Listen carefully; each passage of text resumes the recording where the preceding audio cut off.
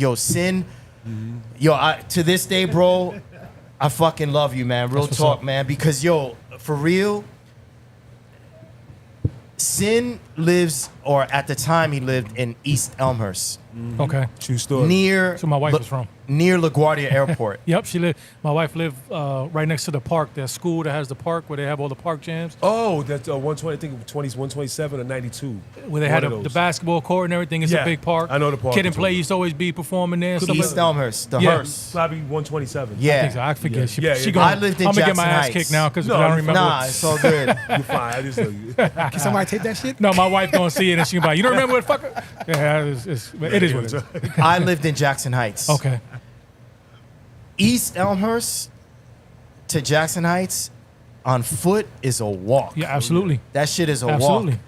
Because you have to cross Junction. And you all have to that cross Junction, all that stuff. and then I was by 37th Avenue. I lived between 37th Avenue and Roosevelt Avenue. And you used to walk it? Yeah, I used to This walk. dude used to walk to my house, rain, sleet, snow. He's like the it mailman. didn't matter. Oh, yeah.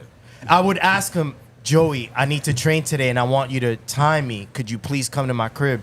And I would feel bad because I knew how much of a walk it was. It was snowing outside. Yeah. He was like, so what I damn.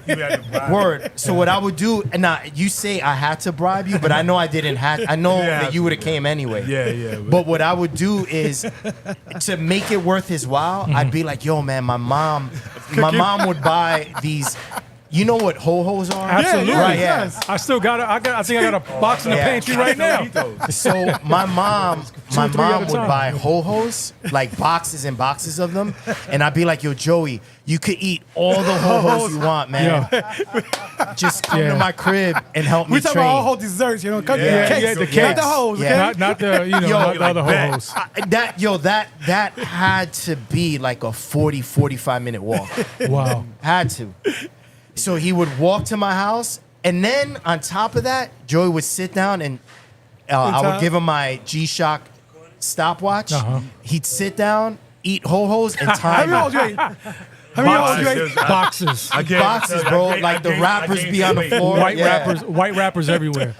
So after let's say an hour and a half, 2 hours, he'd get up, peace, Rob, and go home. Never touch the turntables. Wow. He would just sit down and time me and eat ho-hos. But even what's crazy is even though he didn't touch the turntables, he was practicing in his head. Exactly. Oh, yeah. In his head. Exactly. Yeah. Exactly. Yeah. So That's if the best thing. you Google, So it was like Mr. Miyagi and the Karate Kid. Yeah. You know what I mean? if you go to YouTube and do a search for DJ Rob Swift, 1992 East Coast DMC, you'll see me in a Red Hot Chili Pepper shirt, going nuts, cutting up Nobody Beats the Biz, and Sin is there with a kid in Flat play. top? A flat top? Yeah. And he's just handing me the records, just like that's he what's up. did That's what's at up. my house, just handing me the records. Right. I won that battle in 1992, and then it was Sinister's turn Nice. to start competing. Right. So then I started walking to his house. Yep. Oh, okay. And timing him. All right. And I remember one day I went to his crib and he was like, yo, Rob, I got this routine with the theme from SWAT. Oh, Let me show it to you. yeah. And I'm sitting down and I'm watching him. And I love what you said. The routine that I'm probably most well known for is Nobody Beats the Biz. R.I.P. Biz Markie.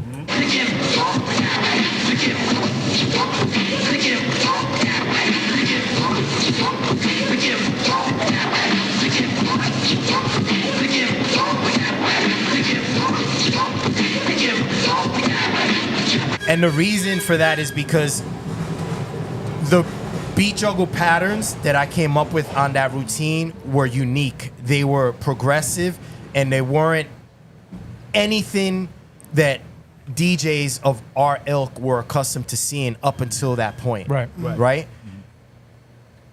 And it's not like I was grabbing Sinister's hand and teaching him these patterns. Like, yo, all right, come up here now, let me teach you this. He was just eating ho-hos, timing me, watching me do these routines. So I'm at his crib. He's like, yo, I got this routine with the theme from SWAT. Let me show it to you.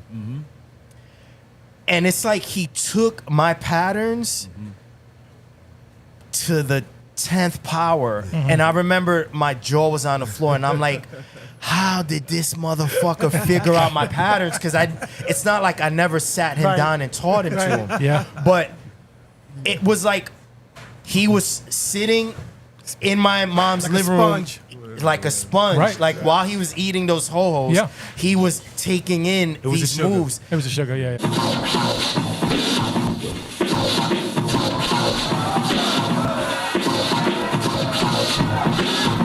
He figured out a way to make the moves even better. Right. And then he started competing. And I'm just super proud of you, Sin, man, because Thank you.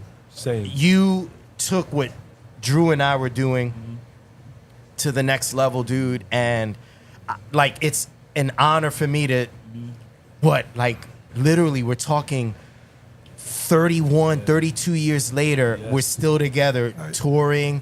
Right. Now we're sharing the stage. You're not feeding me the records. Right. We're cutting together. You know Right. what I'm saying? Like, God is amazing, man. Like how all this worked out for us, man. Yes. It's incredible. Yeah. We talk about this all the time, like not even in interviews. We speak about this amongst each other as Word. friends. Like, Right. how That's it beautiful. all worked out. Right. Yeah. Yeah.